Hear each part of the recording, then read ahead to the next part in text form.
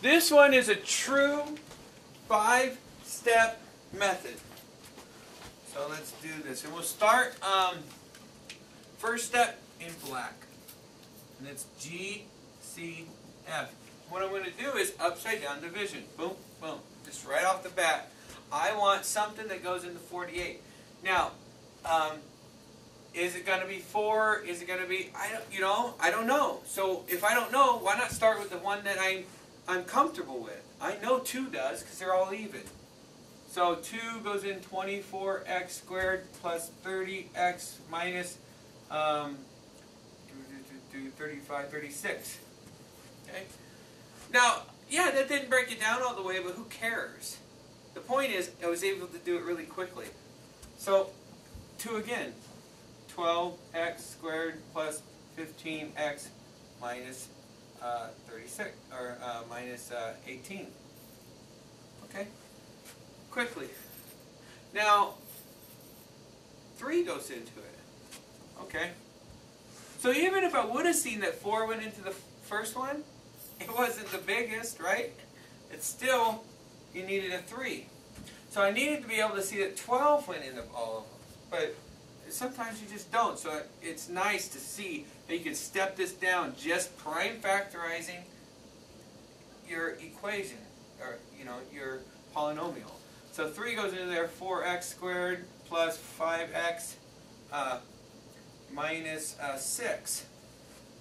Alright, and now I know I'm done because I have a prime number for 1. Once you get a prime number in there, unless that number is a factor of the other numbers, it's not going to come out. So I'm done. So, on that 18, isn't that 12? Did I mess up? 18. 3 times 6 is 18. 3 times... Oh, 3 times 6 is 18. Oh. So 3 goes in 18 6 times. 3 goes into 15 5 times, and 3 goes into 12 4 times. Oh, okay, I see. Okay. No, it's good because I obviously make mistakes. So it's good to keep me on my toes, and anybody can make mistakes. So now I need to take this. This is my GCF, right? So my GCF is right here listed, all my common factors, and now all of them put together, this times this times this, is my greatest common factor. So it's 4 times 3, which is 12. So now I have a new problem, okay? And like Michelle said earlier, earlier this week, sometimes these steps have like 4 or 5 steps in each of them. So when you're done, you got 4 times 5, which is like 20 steps. I'm like, yeah, I know. So, yeah, sometimes this 5-step method, it's not just boom, boom, boom, boom. It's not always that easy. But there are 5 basic steps. But each step has steps within them. Okay? So, my second step, my GCF is done. So now my second step. And we're going to do that in red. 2.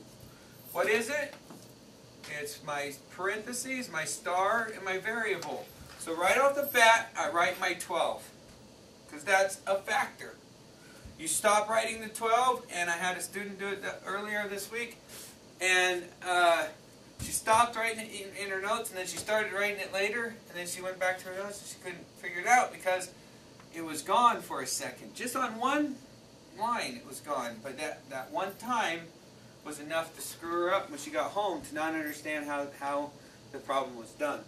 So remember, this is a factor. We pulled it out, and it always is going to be there. Always. Okay? Now I got to put in my star variable, and I want to tell myself, hey, dude, don't forget, you have an extra 4. Because 4 times 4 is not 4. 4 times 4 is 16. So I have to pull out a factor of 4 at the end of this. Okay? I'm putting in a little so I can take out a little at the end and make it nice, neat, and clean. Alright, so there you go. That's step 2. So step 1 in black, step 2 in red, step 3 in green, and that is the signs. Okay? The signs. This sign gets pulled down. Simple. You just pull it down. And now I look at this sign. Okay? And, oh, sorry about that. I'm trying to behave, but I just won't behave. I always forget to write the next. And write it inside. And sorry. So, anyways. So yeah, the sign comes down. Okay? And then you look at this next sign. It's different. So that tells me that this sign here is different than this. So it is minus. Okay?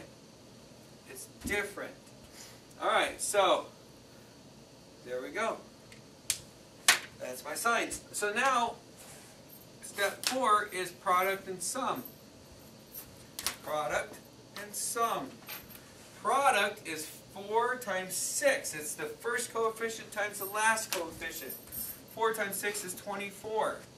My sum is the middle number, 5. I have a difference problem, so the sum is a difference. And I think I need 2 numbers to multiply by 24. And again, you can always take 6 and 4. Because, you know, sometimes it works. And once in a blue moon, they actually are those 2 numbers. You know, not very often. But once in a while. But in this case, it's not right. But it gives you a base. It tells you, hey, they're 2 away.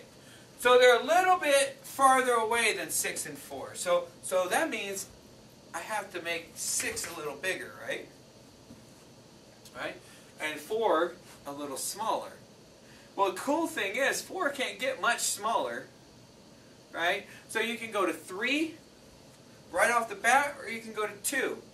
I probably just step right down to 3 for the 4, because if you step up from 6, it's what, 7? And 7 doesn't work, but then 8 does, right? And then, oh, it's 8 and 3. And so it kind of makes sense. And that's what I'm trying to get you to do, is kind of look at the numbers and logically figure out which way we're going and how we're finding them. So I know that 8 minus 3 is 5. So I've got this, so I've got 8. And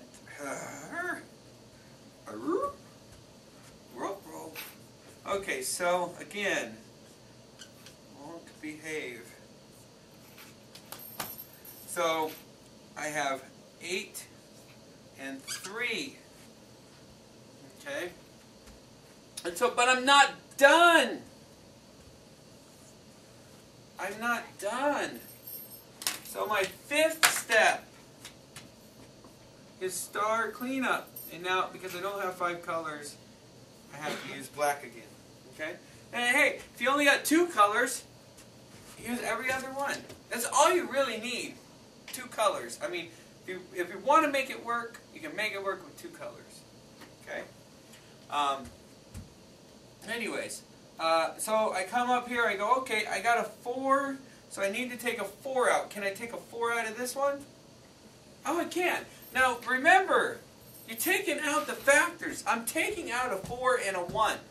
But when you take out a 1, it doesn't do anything. When you divide something by 1, it doesn't change it. So what you have here is 4 goes into 4 once, 4 goes into 8 twice, 1 goes into 4 4 times, and 1 goes into 3 3 times. And don't forget your 12. And that is a 5-step method problem. That's a little easier than the last problem, and it has an extra step in it. The reason it's easier is because these numbers are smaller. That's all. That's really all it comes down to, because you did the same thing. You break it up. Star variable. Find your sign. Figure out if it's opposite or if it's the same. find your product and your sum. This is where it always comes down to, product and sum. You got to figure out your product is first times last, your sum is the middle. Okay, now you got to find two numbers that multiply to be your product, but add to be your sum. Okay, and when you think about it, 6 minus 4 is the same as 6 plus a negative 4, right? Or 8 minus 3 is the same as 8 plus a negative 3, right? And guess what? What's here? Negative 3. 8.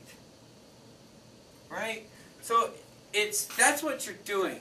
That's honestly what you're doing. But by putting this sign first, you know, it kind of works out for you.